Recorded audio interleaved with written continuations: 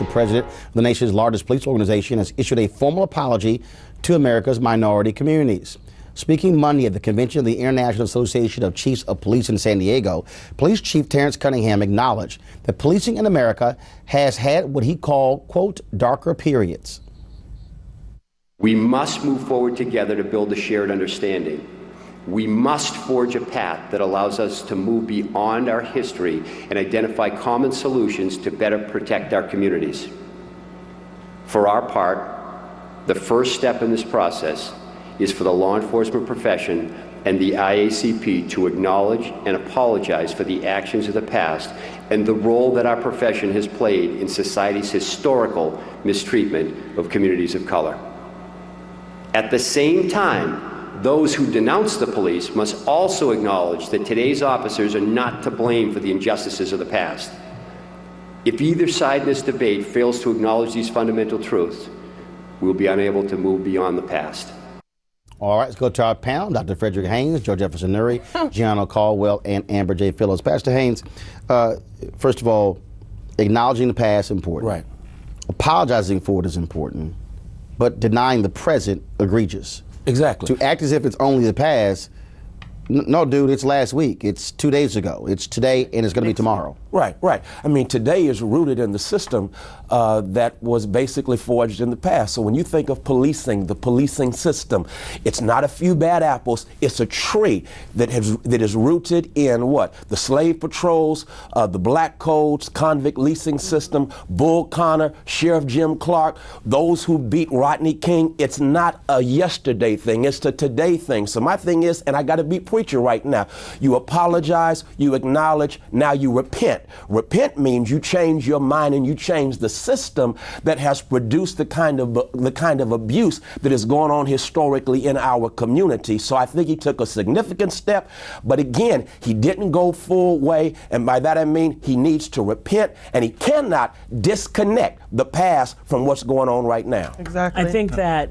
the apology, it was an incredible thing. Yeah. Watching that apology, watching him stand in a room of 5,000 other chiefs of police, right, whatever that number is, was incredible and surprising, and we have to give him his credit for that. Right. But I think you're absolutely right. What didn't come out of that speech was a formula by which these chiefs of police could now engage their cops.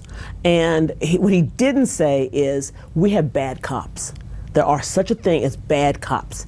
And then for me, the cops that are good, who don't step up and turn in the bad cops, make them all bad. Right. If I don't turn you in for the crime, right. if I sign that paper saying, okay, that's what happened, I'm a criminal too. That's right.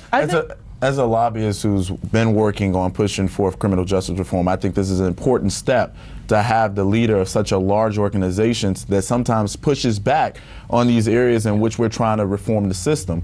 I think this is a very, very significant step, because as soon as this election is over and when members come back from recess and all those different things, we can really begin to have this conversation and hopefully partnering with the police organizations to reform the systems of policing that's broken at this particular time. Actually, I don't think we have to begin to have the conversation, because the conversation has been held. It's been held, no, but not as a partner. That's the point. No, actually, that's not true, because President Barack Obama, with his commission dealing with this very issue, there were, Chief Ramsey headed that. There were police officers involved. And we still haven't gotten anything. No, actually, that is not true. Tell me, what have we got? First of all, what you've seen in the last 2 years, you've had 40 new laws passed in 24 states. You've seen a dramatic expansion of body cameras. What you've also seen, driven by Black Lives Matter, what you've also seen is in New York, Attorney General there now investigates any police shooting, as a result of the executive order signed by Governor Cuomo.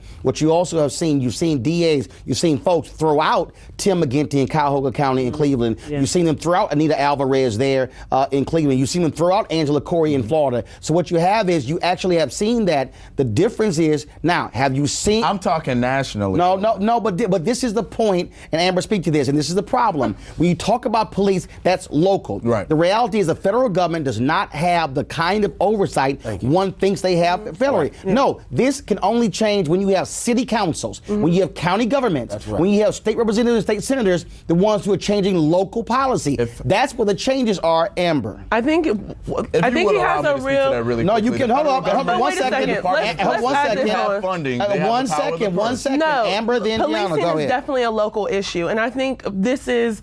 I can do, apology won't bring back Mike Brown. It won't bring back any of these things that happened. Again, going back to Roland Martin's point, we have laid out a clear course of action. And for you to sit up there and for him to apologize, I can do nothing with that. Because you are in a position of power where you need to be moving forward policies and codes of conduct to fix this issue. Additionally, I think there's this weird disconnect that white people have sometimes where they can acknowledge the history in the past, but don't see their part in it right now in the current. And I think that's the thing that needs to take place. Like the police just, the FOP just endorsed Donald Trump. That's not progress. That's not fixing any of it. These local initiatives are important. Illinois passed a body cam bill similar to a number of other states. However, that does not take away from the fact that there's a number of local governments that will not pass any body cam legislation. They will not reform their police systems.